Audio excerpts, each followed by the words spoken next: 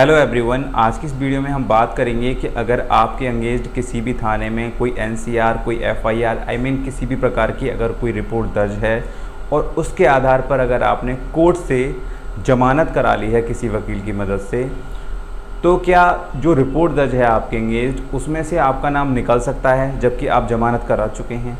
देखिए, मैं आपको बता दूं, चाहे आप किसी से मिल लीजिए, कोई भी फ़र्क नहीं पड़ता। बात आती है कि आप एसएसपी जो है, सीओ, एसपी, दरोगा, जिससे भी आपको मिलना है आप मिलिए। आपको अपने एविडेंस रखने हैं, आपको रखिए। अगर आपके पास एविडेंस हैं, साक्ष्य हैं, तो आप रखिए। उनको कुछ समझ में आता है और पुलिस खुद भी मामले को इन्वेस्टिगेट करती है। जब भी आपके अगेंस्ट कोई रिपोर्ट दर्ज होती है तो पुलिस मामले को खुद भी इन्वेस्टिगेट करती है। और पुलिस को अगर इन्वेस्टिगेशन में ऐसा लगता है कि आपको बेकसूर फंसाया गया है या फिर आपके अगेंस्ट एविडेंस मिलते ही नहीं है, साक्ष्य मिलते ही नहीं है, या फिर जो आपने एविडेंस प्रस्तुत किए हैं उसमें दम है, तो पुलिस जो भी चार्जशीट लगाएगी, आप अगर आपके अकेले आपके नाम पर ही रिपोर्ट है तो पुलिस उसमें एफआईआर लगा देगी, आपको बचा देगी अगर आपके खिलाफ़ कोई साक्ष्य नहीं मिलता है।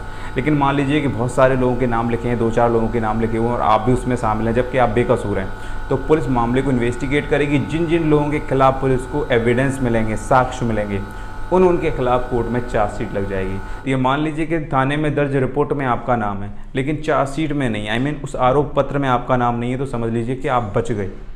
अगर आप अकेले हैं और कोर्ट में एफआईआर लग गई है तब भी समझ लीजिए कि आप बच गए। फिर चाहे आप पहले से जगह जमानत करा भी चुके हैं तो समझ लीजिए कि आपका पैसा बर्बाद हो गया। कई बार ऐसा देखा गया है कि अगर किसी के कोई भी रिपोर्ट दर्ज हो जाती है तो लोग डर जाते हैं, ठीक है। वो सोचते हैं कि अरे अब पुलिस हमें परेशान करेगी, तंग करेगी। अब मोहल्ले पड़ोस वाले लोग भी कहते हैं अरे किसी वकील की मदद से कोर्ट जाओ, अपनी जमानत करा लो, ठीक है, वरना पुलिस आपको ले जाएगी और थाने में बंद कर देगी। बहुत सारी बातें हो जाती है, तो लोग डर जाते हैं और अपनी जमानत करा लेते हैं। देखो, मैं एक बात बता दूं, कभी भी आप जमानत कराएं तो पहले इस चीज़ को कंफर्म कर लें जो भी आपके अगेंस्ट रिपोर्ट लिखाई गई है वो किस रूप में दर्ज हुई है, एनसीआर के रूप में दर्ज हुई है या फिर एफआईआर के रूप में दर्ज हुई है। अगर एनसीआर के रूप में दर्ज हुई है तो आपको बिल्कुल भी जमानत कराने की ज़रूरत नहीं है, बिल्कुल भी मत कराइए। पुलिस को इन्वेस्टिगेट करने दीजिए, कोर्ट में चार्जशीट लगने दीजिए और सम्मन आता है तो आप जब अपनी ज़मानत कराइए। दूसरी बात, अगर मान लीजिए कि आपके अगेंस्ट एफआईआर है और उसमें 7 वर्ष से कम की सज़ा है तो भी आपको ज़मानत कराने की ज़रूरत नहीं है, ठीक है। पुलिस मामले को इन्वेस्टिगेट करती है।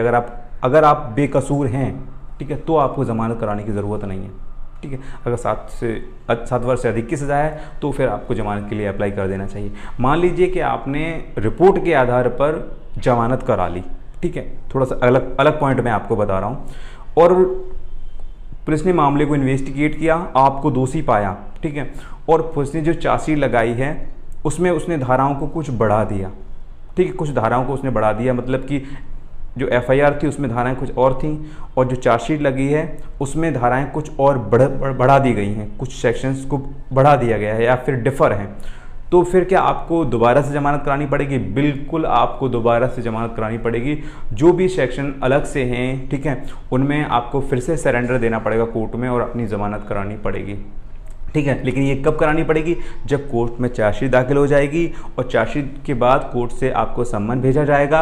जब आप सम्मन रिसीव कर लेंगे, जब आपको सम्मन मिल जाएगा तो आप कोर्ट आएंगे, अपने आप को सरेंडर करेंगे किसी वकील की मदद से और फिर अपनी ज़मानत कराएंगे। और वो मैटर करता है कोर्ट पर कि आपको ज़मानत दे न दे, किस टाइप का सेक्शन है, वो बात की बात है। तो ये पूरा वीडियो है कि अगर आप अपनी जो है आपके अगेंस्ट एफआईआर हो चुकी है, एनसीआर हो चुकी है, आपका नाम है, चार्जशीट में नाम नहीं है, तो आपको क्या करना चाहिए। जो आपने ज़मानत कराई है आपका नाम निकल सकता है या नहीं निकल सकता है, ये सब आप जान ही गए होंगे। So I hope you like this video. अगर फिर भी कोई कन्फ्यूज़न है तो आप मुझे कमेंट बॉक्स में लिख सकते हैं। चलिए, मिलता हूँ एक नई वीडियो के साथ, तब तक के लिए गुड बाय।